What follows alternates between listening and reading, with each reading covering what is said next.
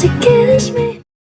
Assalamualaikum warahmatullahi wabarakatuh. Perkenalkan, nama saya Reski Ardina Ciranti S, NIM 2304045025. Pada kesempatan hari ini saya akan mempresentasikan RPL saya yang berjudul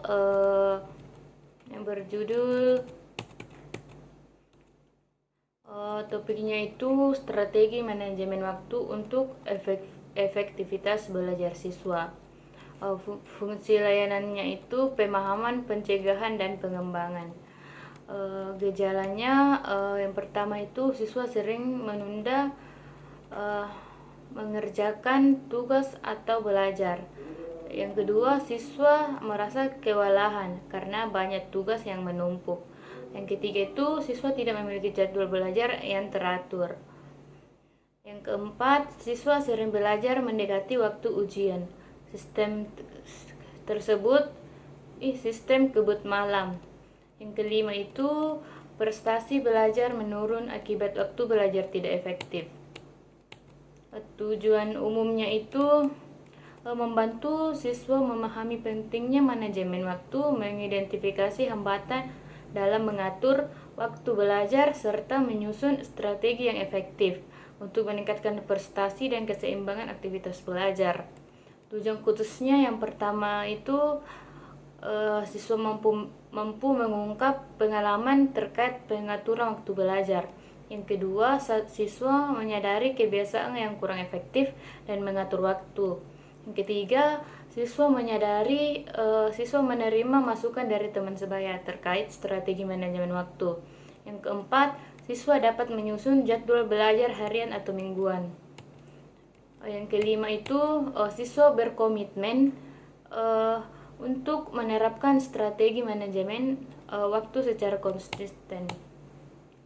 Sasaran layanannya itu siswa SMA kelas 10. Waktunya 2 kali 45 menit. Metode tekniknya diskusi kelompok, sharing pengalaman, brainstorming, goal setting, dan simulasi. Media alatnya itu lembar kerja, jadwal belajar efektif, kartu prioritas, spidol, dan kertas plano. Pelaksanaannya itu ada beberapa tahap. Ada 3 tahap pembentukan itu. Yang pertama, konselor membuka dengan salam, doa, dan ice breaking ringan. Yang kedua, menyampaikan tujuan kegiatan dan menyikapi aturan kelompok, saling menghargai, tidak memotong pembicaraan dan menjaga kerahasiaan. Yang keempat, perkenalan singkat terkait kebiasaan belajar masing-masing siswa. Yang kedua itu tahap peralihan. Konselor memancing dengan pertanyaan, apakah kebiasaan kalian ketika mendapat banyak tugas? Yang kedua, apakah kalian punya jadwal belajar yang teratur? Yang menyenangkan, ilustrasi video singkat tentang pentingnya manajemen waktu. Menyimpulkan bahwa waktu belajar yang efektif sangat memengaruhi prestasi siswa. Tahap intinya itu ada 4. Yang pertama itu asesmen pengumpulan data. Siswa mengisi LKPD tentang kebiasaan belajar dan penggunaan waktu sehari-hari. Yang kedua, siswa menuliskan kendala utama dalam mengatur waktu.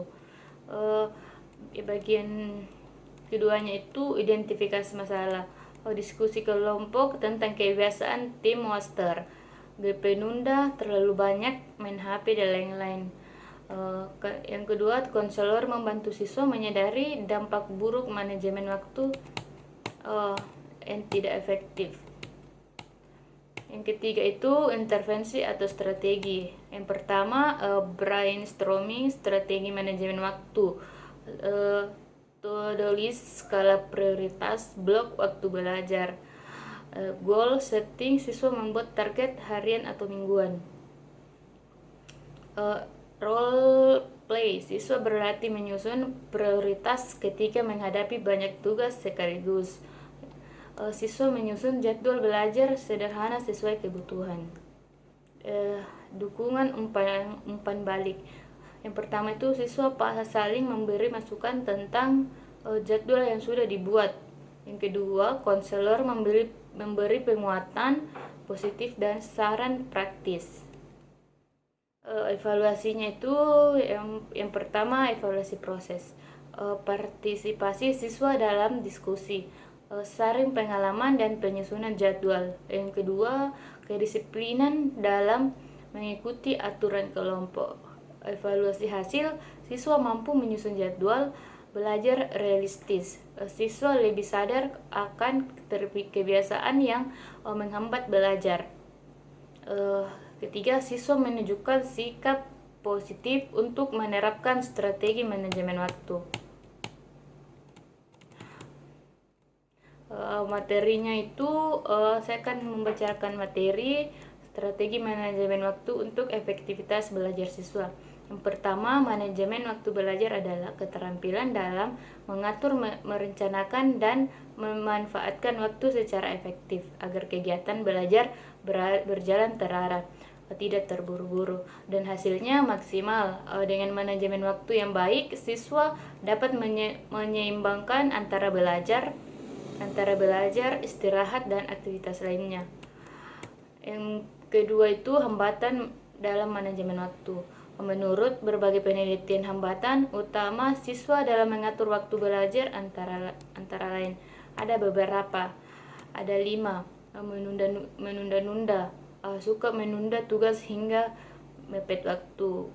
Yang kedua, kurang perencanaannya, tidak memiliki jadwal belajar yang jelas. Yang ketiga, distraksi teknologi, terlalu banyak bermain HP, game, atau media sosial.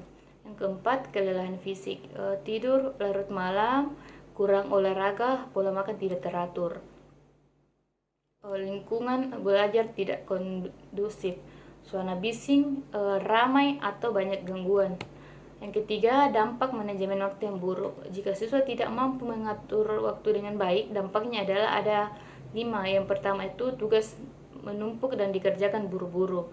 Yang kedua, hasil belajar menurun karena kurang fokus dan kurang persiapan. Yang ketiga, mudah stres karena tertekan oleh deadline. Yang keempat, tidak akan keseimbangan antara belajar dan istirahat. Yang kelima, berkurangnya rasa percaya diri karena selalu terlambat menyelesaikan tugas. Yang keempat, strategi manajemen waktu untuk belajar efektif. Ada beberapa strategi. Yang pertama itu membuat jadwal belajar harian atau mingguan. Yang tentukan jam belajar setiap hari. Sisipkan waktu istirahat agar tidak jenuh. Disiplin mengikuti jadwal yang sudah dibuat. Yang kedua, menyusun skala prioritas, teknik ABCD. Yang pertama itu A, sangat penting dan mendesak, kerjakan segera. B, penting tapi tidak mendesak, jadwalkan. C, tidak penting tapi mendesak, pertimbangkan. D, tidak penting dan tidak mendesak, kurangi, hilangkan. Yang ketiga, menggunakan teknik Pomodoro, belajar fokus selama 25 menit, istirahat 5 menit, ulangi 4 kali, lalu istirahat panjang 15-30 menit. Mengurangi distraksi. Yang pertama, matikan notifikasi HP saat belajar di tempat yang tenang. Ketiga, batasi waktu bermain media sosial. Yang kelima, mengatur gaya hidup sehat, tidur cukup 7-8 jam, olahraga ringan agar tubuh tetap segar, konsumsi makanan sehat. Yang keenam itu memberikan reward pada diri sendiri. Jika berhasil konsisten belajar sesuai jadwal, beri hadiah kecil pada diri sendiri, misalnya nonton film, main game, atau cemilan.